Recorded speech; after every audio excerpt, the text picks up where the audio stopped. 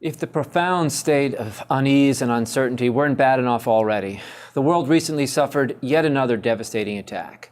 This time, it wasn't traditionally data-rich companies that were targeted, but companies across the spectrum, from oil companies to shipping companies to advertising firms, proving no one is inherently safe from a cyber attack.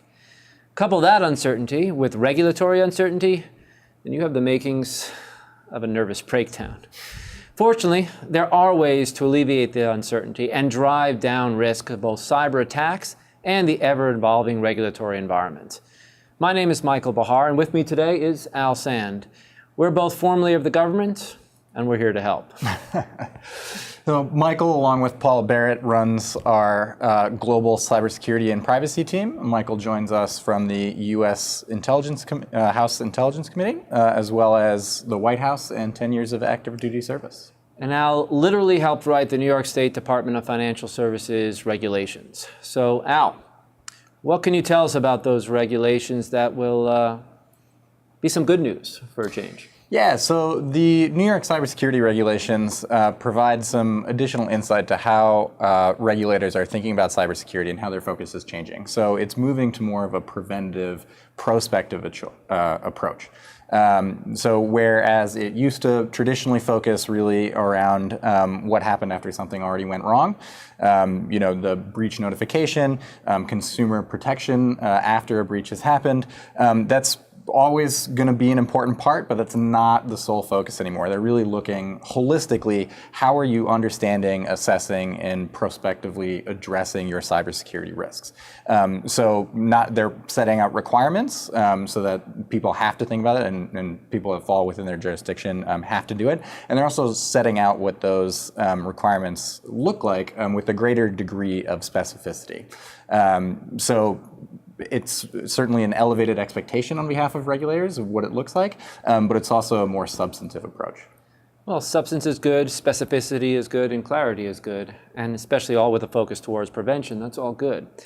But I think there's another piece of good news as well, and if you look at what the regulations are doing as a window, as a clue, as to an element of insight into what the courts could be doing.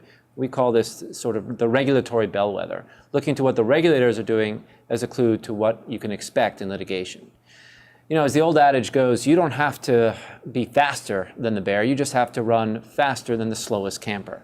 And I think that's right, because what the regulators are doing are setting out what is reasonable.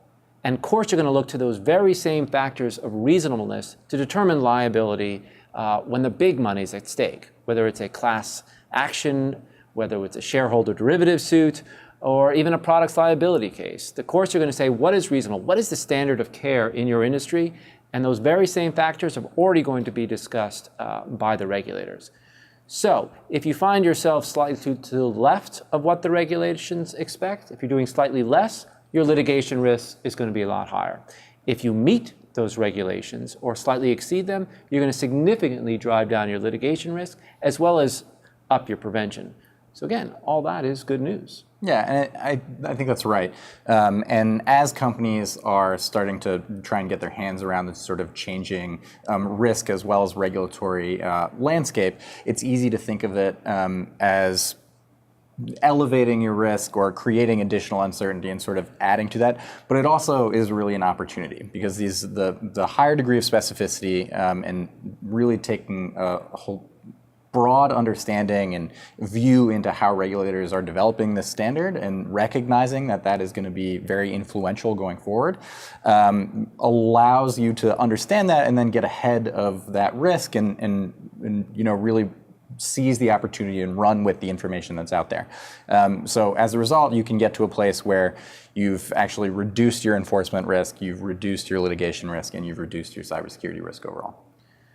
So that is good news indeed. And if you have more questions, you want more information, please visit us at eversheds-sutherland.com.